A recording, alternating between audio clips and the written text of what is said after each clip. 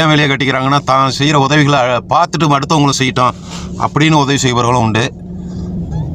இல்லை ரசிகர்களை உற்சாகப்படுத்த இன்னும் ரசிகர்களை சேர்க்க அல்லது ஒரு கட்சியை தொடங்க இதற்காக நல்லது செய்து வருபவர்களும் உண்டு. ஆனால் கேப்டன் விஜயகாந்த் அவர்கள் உதவியை பொறுத்த அளவுக்கு அந்த மாதிரி ஒரு எண்ணம் உடையவர் அல்ல அப்படிங்கிறது உண்மை. அதை நான் பல முறை நேரடியாக கண்டிருக்கேன். அந்த மனசில் பின்னாடி ஒன்று சிந்திச்சுட்டு உதவி செய்யக்கூடியவர் அல்ல. எவ்வளோதான் உதவிகள் செஞ்சுருக்காரு, ஆனால் வெளியில் காட்டிக்காதது தான் நிறைய. அவர் செய்த உதவிகள் நிறைய இருக்குது, வெளியில் காட்டிக்காத உதவிகள். அள்ளி அள்ளி கொடுத்த வள்ளல் எம்ஜிஆர், அதை சொல்லி சொல்லி செய்தவர் நம்ம விஜய் கேப்டன் அவர்கள்.